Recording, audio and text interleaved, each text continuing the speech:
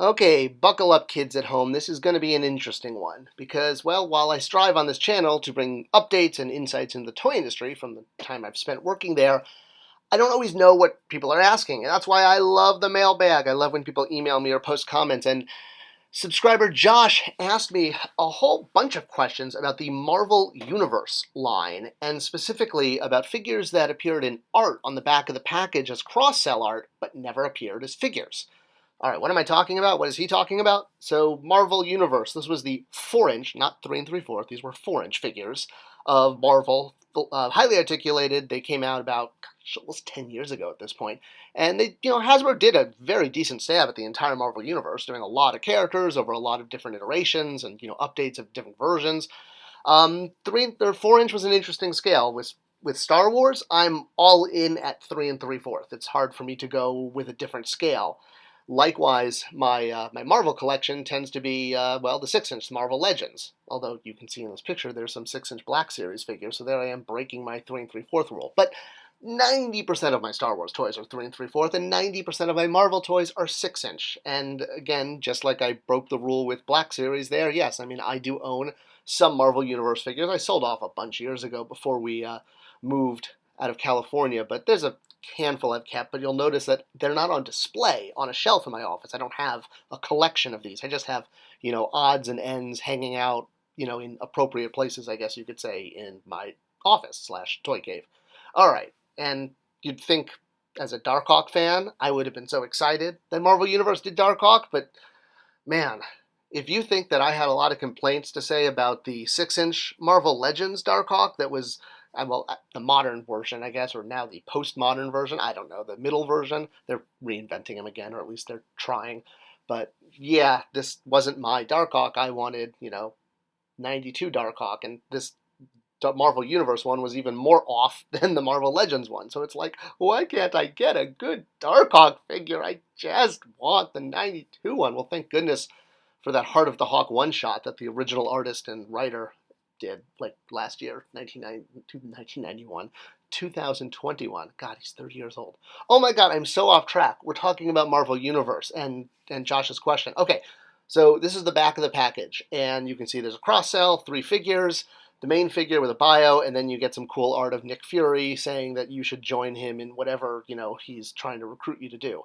And as the line continued in the second year, the S.H.I.E.L.D. emphasis went to Hammer. It's a whole long story. It's Norman Osborn doing Norman Osborn things. And the art changed to Norman Osborn. Made sense. But then after that, we started just getting generic characters. Or, A-list characters. There's Cap. But we also got characters like Deadpool, and we never got a figure of him. Whereas Cap did get a figure, and, the other characters that had card art. And then there were a few other odd characters, again, showing up in card art, MODOK, Rocket, that never got a figure released. And the question Josh had was, what's up with this? Why put art of Dazzler? He was particularly disappointed about Dazzler, or, oh my God, I have no idea who that is. Who is that? Someone's going to tell me in the comments.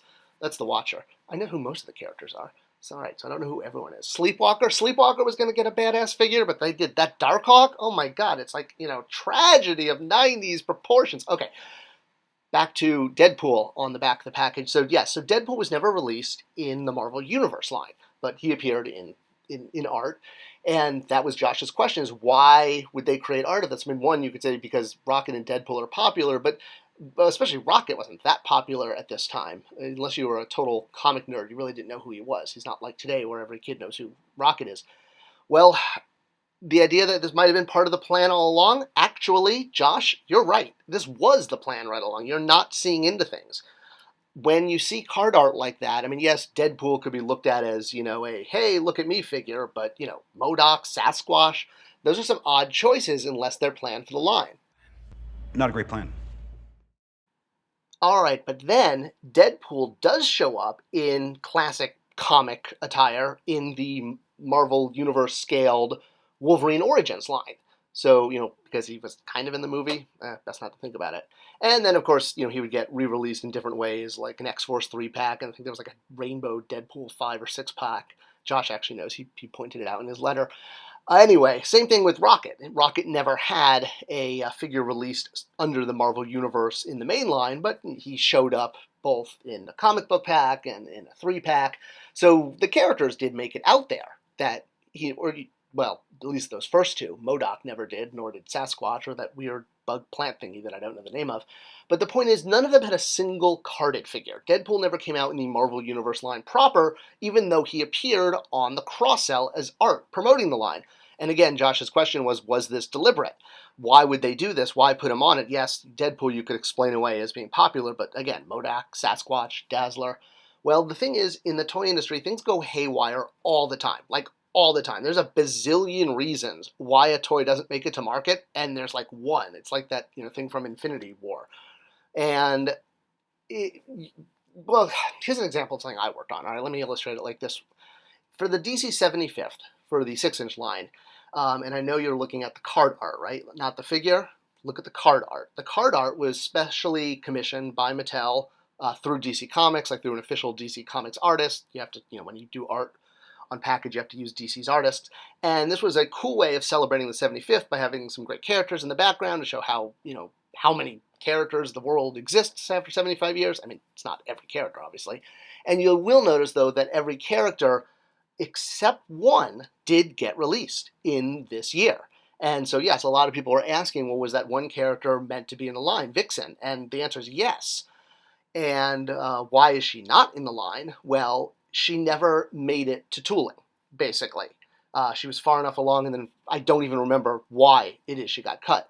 You see, toy lines start off as a line list, where you just have the names of the characters. There's no tooling, and this is basically, she made it a little bit past this stage. She made it when the line lists are visualized, or a visual version called a B-sheet is created, usually by the lead designer, and this will show you visually who you're making, so that you can, convince people to give you a budget to do this. And you do that by showing how you'll do shared parts and who gets new parts, who's a fully tooled figure, etc., etc. And then upper management will look at the total tooling cost and you hope it gets approved. All right, even if that happens, things can change. The licensor could say, oh, don't put out that character because, we're going to be saving them next year, or please put this character out instead because it's important to us because this character is going to be in content or something. There's, like I said, a million reasons things die. I mean, I had this Hot Wheels set that didn't make it to market because of internal politics, if you will. Design not liking the idea that somebody from the copy group at the time helped design something, and seeing that like, no, you need to stay in your lane and just do your job. I know, it's crazy. I think good ideas come anywhere. But there's also sometimes, concepts that pretty much get close to tooled and even shown to the public, like Mattel's Voltron line that was shown at San Diego Comic-Con for the new animation show, or animated show, excuse me. And because the show didn't do well, the toy line didn't get picked up, but it had already been shown publicly, but it never shipped. So this is a perfect example of how far along toys can go. So often for a movie, a second year will be planned, but it may not make it to market because the movie doesn't perform well. But because toys have to be planned so far in advance, even before the first movie comes out, the second year is planned, and nothing gets thrown away in the toy industry. I mean, Iron Jaw from Big Jim's line can demonstrate that to you. Anyone recognize a He-Man character that got a facelift from him? All right, so back to Marvel Legends and Deadpool on the back. So yes, could he be on the back just because he's, Deadpool? Sure. But my guess from my experience is, from this happening to me with the DC line, is that this version of Deadpool was probably meant for and likely tooled by the Marvel Universe team. And when it came time to doing X-Men Origins, he hadn't been released yet, and that team may have been like, ooh, we have an empty slot in our line. We need to fill it with a figure, and we have no tooling budget. Ooh, that figure's already been tooled by another team last year. Let's not release it and just pull it into our line. Things like that happen all the time. That's, I'm sure, what happened with this Deadpool. He was probably intended as a Marvel Universe release. Just like we intended Vixen to come out, because every other character in that artwork there, I mean, Giganta, everybody, they all came out, except for her. So when you see something deliberate like that, it is absolutely, it's just things change. And, there was probably going to originally be a Rocket on a single card, but because the tool existed, and he was probably far enough along, he wound up in that pack. And, I regret that we never got to Vixen. I know Mattel did release a Vixen figure years later, but this one, the classic one that the Horsemen were going to do, the best laid plans of mice and Supermen. Oh well. So, but that, I hope, answers your question, Josh. When you see card art like that, companies don't want to waste tooling. I mean, heck, just, look at this San Diego Comic-Con pack that got released simply because it had been tooled. And, not always, though. There are exceptions to the rule. So, while not everything will eventually make it to market, if the tooling is paid for, probably in some form or another. I hope you enjoyed this video, and Josh, I hope it answered your question.